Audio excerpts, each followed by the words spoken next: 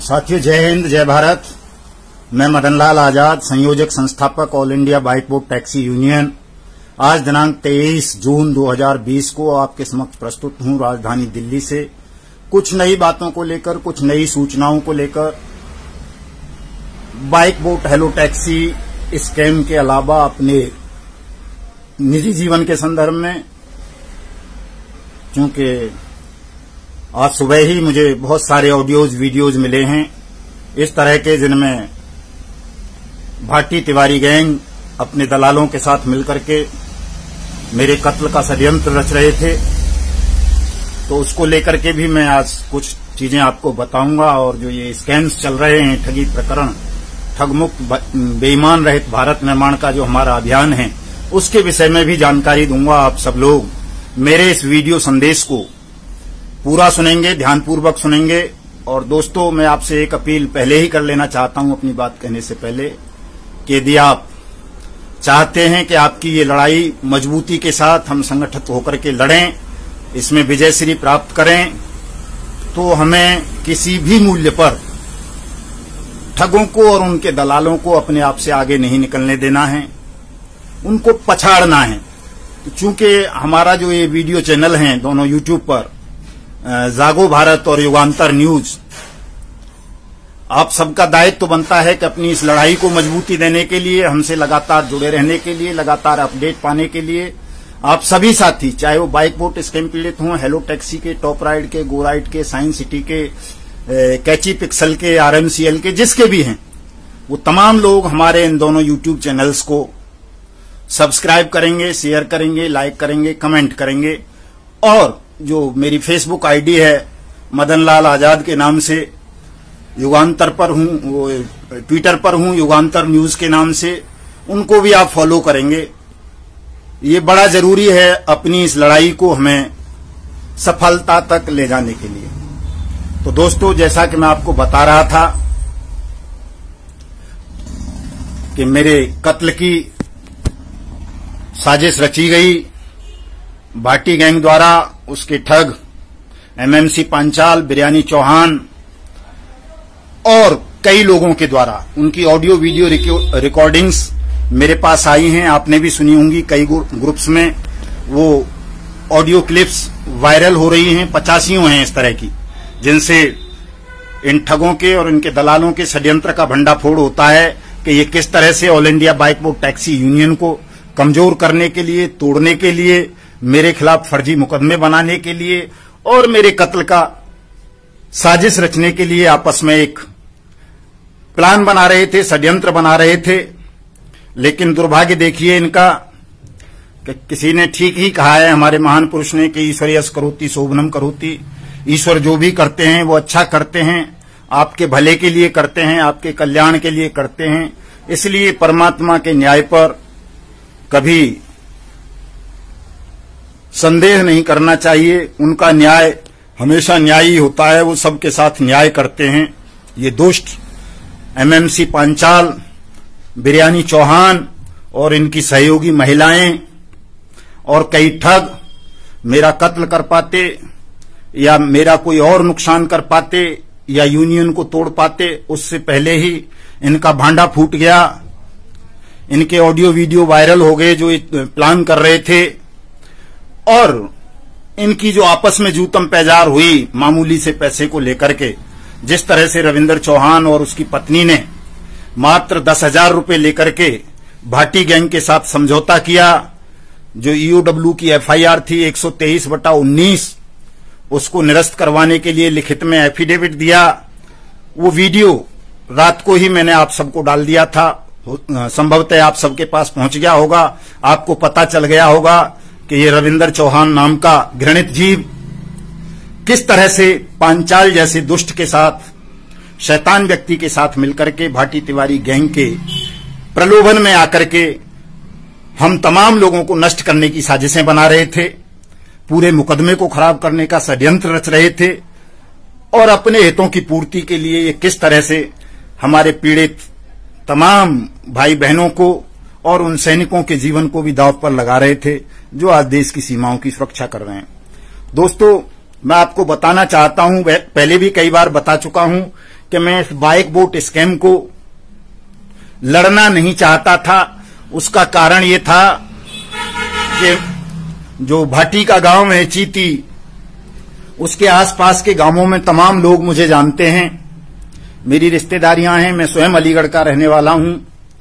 इसलिए मैं क्षेत्रीयता के नाते उस केस को अपने हाथ में नहीं लेना चाहता था। लेकिन जो 10 जून का कार्यक्रम हुआ, लास्ट में जब मुझे लगा कि इस रविंदर चौहान ने इस अभियान को मृत कर दिया है शुरू होने से पहले ही, तो लास्ट में जब मैं 2-5 मिनट जो भी बोला और मुझे उस वक्त उस भीड़ में से जो आवाजें आई, पता चला कि ये पूरा स्कैम हमारे 2-2.5 लाख सैनिक भाइयों के साथ हुआ है, उनकी मेहनत की कमाई को लूट लिया है भाटी तिवारी गैंग ने मिलकर के, तो मुझे विवश होकर के या कहो परमात्मा ने प्रेरित करके इस स्कैम को मेरे हाथों में सौंपा।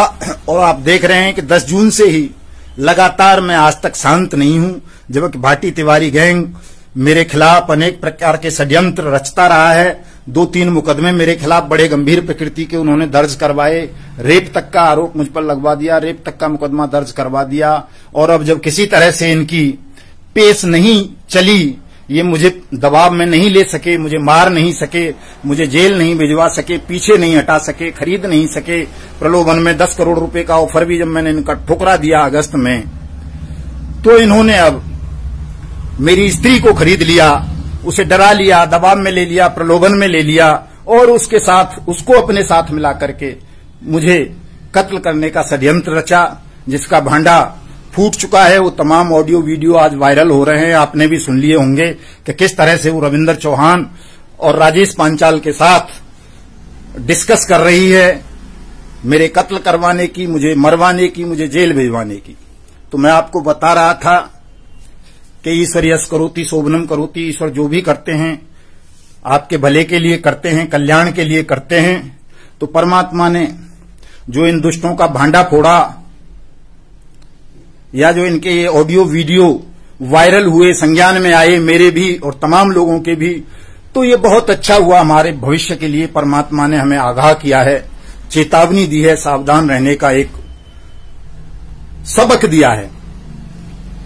दोस्तों, मैं आपको बताना चाहता हूं कि जैसा जीवन मैं जीता हूं, मेरा एक सार्वजनिक जीवन है, मैं सत्याग्रही प्रवृत्ति का व्यक्ति हूं, मेरी वही मानसिकता है।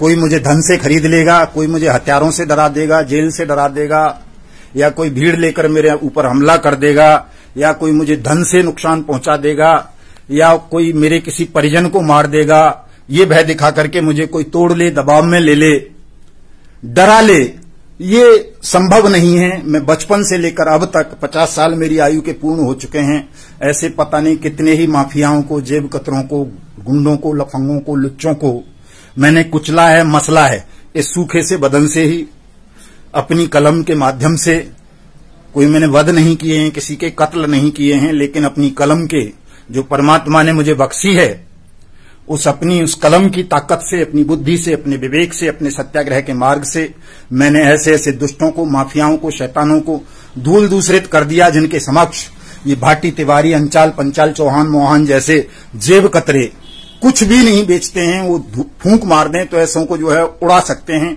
इतने बड़े बड़े माफियाओं से मैं अपनी जिंदगी में लड़ता आया हूं, लेकिन मेरी इस जीत के पीछे जो मैंने माफियाओं पर, गुंडों पर, दुष्टों पर, बेईमानों पर, ठगों पर विजय प्राप्त की हैं 30 साल लंबे अपने संघर्षमय जीवन में, उसका जो कारण है, वो सबसे बड़ा कारण ये रहा है कि मैं कभी सत्य के मार्ग से विचलित नहीं हुआ, मैंने कभी जल्दबाजी नहीं की, मैंने कभी अपने बुद्धि विवेक पर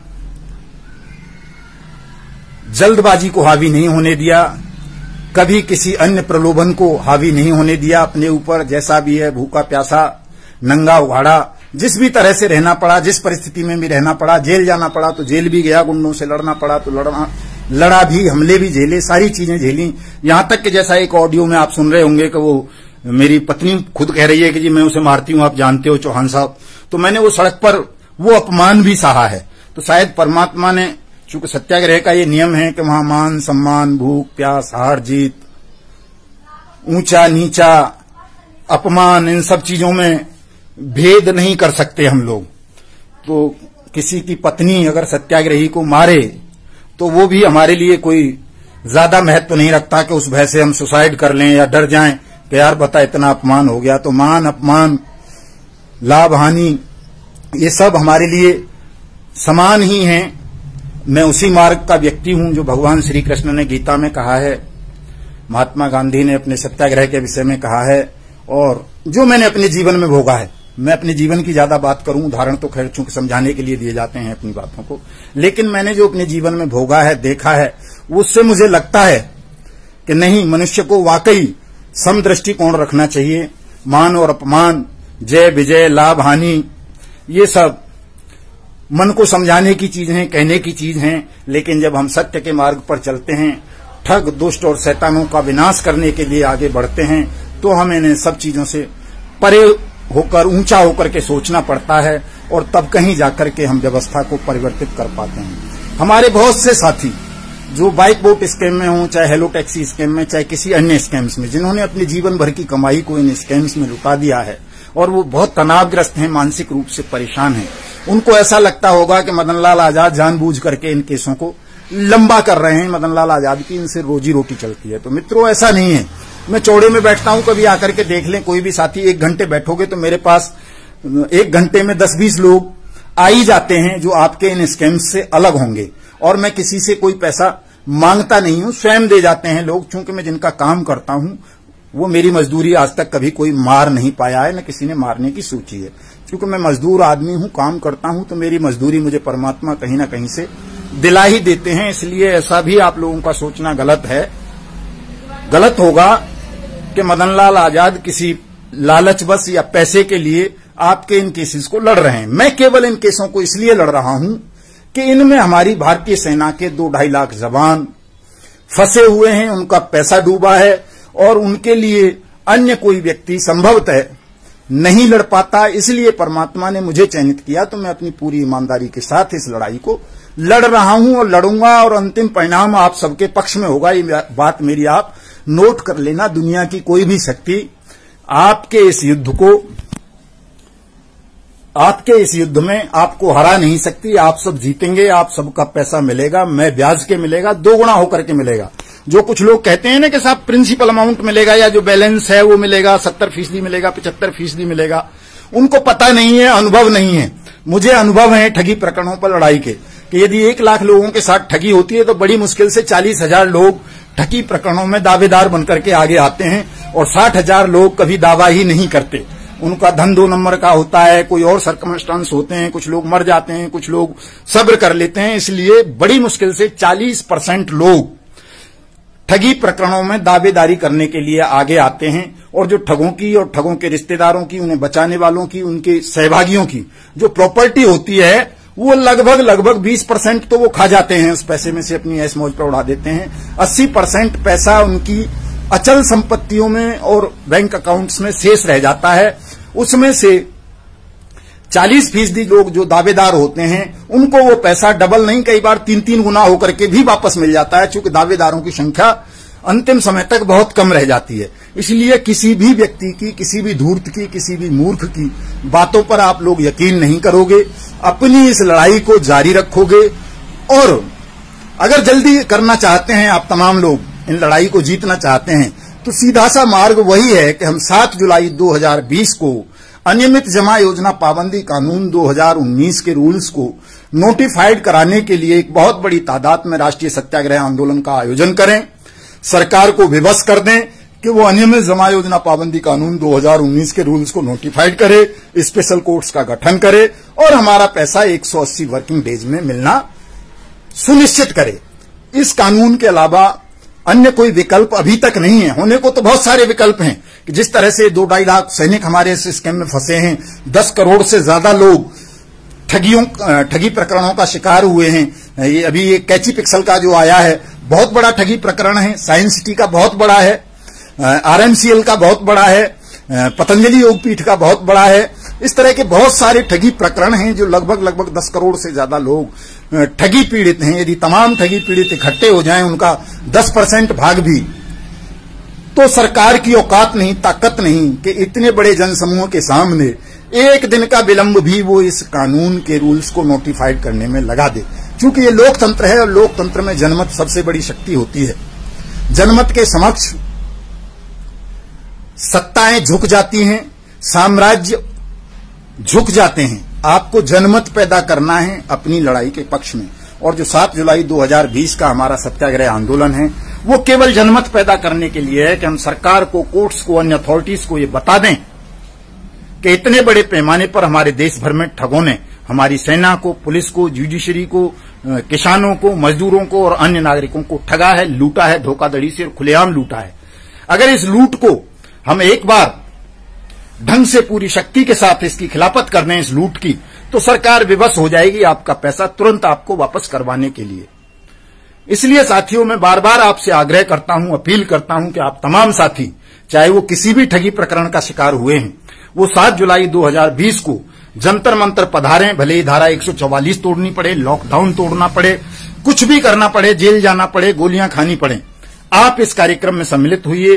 पूरे देश भर में एक राष्ट्रव्यापी हल्ला बोल आंदोलन ठगमुक्त बेईमान रहित निर्माण भारत अभियान के तहत आरंभ कीजिए और फिर देखिए कि आपका पैसा किस तरह से यही सरकार चंद दिनों में आपको वापस कर देती है।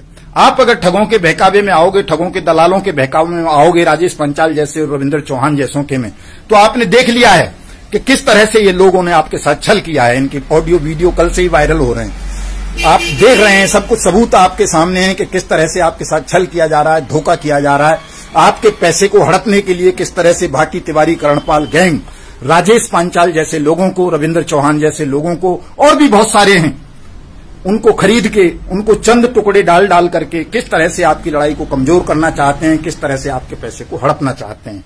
तो साथियों, मैं आपसे यही अपील करना चाहूंगा कि आप दुनिया भर की चीजें ना सोचते हुए अपनी इस लड़ाई पर अपना ध्यान केंद्रित करें।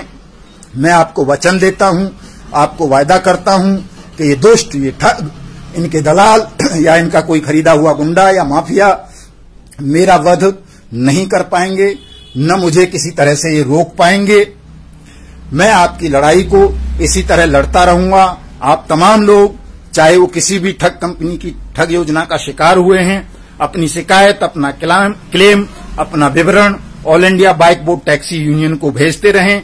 यूनियन को मजबूत करें, अपनी लड़ाई को ताकत दें, ताकि हम सब मिलकर के अपनी मेहनत की कमाई को इन ठगों से, इस सरकार से जल्दी वापस ले सकें। जय हिंद, जय भारत।